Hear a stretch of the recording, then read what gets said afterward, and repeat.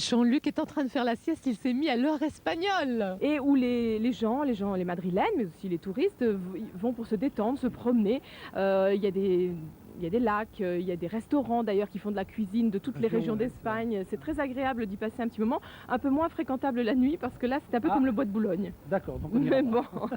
C'est une galerie d'art, on expose des œuvres d'art et c'est une collection permanente qui est installée que vous pouvez visiter si vous venez ici dans ce superbe parc qui se trouve en plein cœur de Madrid et qui s'appelle le Parc Del Retiro, et où on trouve des petites tortues, des cygnes, des canards. des Marilènes. Enfin bref, il y a C'est toutes l'arche sortes de Noé. de drôles d'animaux qui vivent ici dans cet espace. Là, nous sommes dans l'univers d'Ali avec là un tableau qui porte le doux nom du grand masturbateur. Oui, c'est assez bizarre. Il y a Ça, pas mal d'activités aussi sur les berges du plan d'eau parce qu'on peut y trouver des... Ah, on croise tout le monde, des cartes Oui. anciennes, on a vu des masseuses, Ouais. des gens qui écrivent. Ça t'intéresse, Jean-Luc, les masseuses? Alors, à l'heure actuelle, ça ferait peut-être du bien, mais on n'est pas là pour ça. Nous, on est là pour vous proposer le meilleur de Bienvenue chez vous. Soit on aime le farniente, on reste le long des plages, et c'est vrai que l'eau, elle est à bonne température, le sable est super. Vamos à la playa. Par exemple. Oh. Soit vous êtes plus sportif, vous avez envie de faire de la montgolfière. Précisons que les madrilènes, on les surnomme les gatos. Vraiment les pures madrilènes, qui sont madrilènes de génération en génération. C'est affectif les gatos parce que Ça, chez nous, ça veut dire quelqu'un les qui est un peu chats. gatos,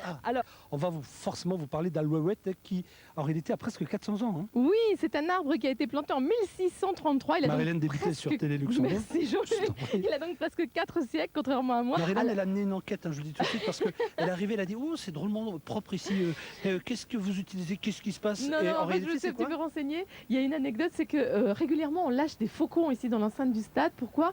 Parce que ces faucons doivent chasser les pigeons ou d'autres oiseaux qui viendraient nicher ici dans les tribunes et qui pourraient faire leurs besoins sur les sièges.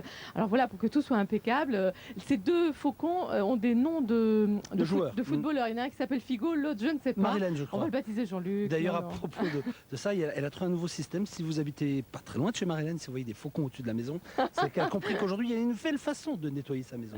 Bon, bah nous, on a repéré, donc on sait ce qu'on va faire tout à l'heure à la fin de l'émission, non? Oui, on pouvait pas prendre les sacs, on les a laissés dans les boutiques, Il y mais a on des va y cartes retourner. bleues qui vont flamber, moi je le dis dans cette équipe. Jour de nuit dans un superbe hôtel ici à Madrid. Je pense que ça va vous faire plaisir. Bonne chance à vous tous. On se retrouvera demain, mercredi et d'autres jours. Mercredi, je crois que ce sera la journée shopping, il me semble. Hein. On va faire ça, oui. J'ai plein de choses à acheter. Forcément, oui. Allez, cette fois-ci, je vous emmène, c'est promis, du côté des Canaries. Tenerife, Lanzarote, cette île, un archipel exceptionnel. Tenerife, c'est plutôt pour le climat. Il y a plein de climats différents. Lanzarote, c'est plutôt pour les sportifs. Vous ferez plein de choses. Cette île volcanique merveilleuse. Allez, direction les Canaries. Il y a de l'herbe aux Canaries.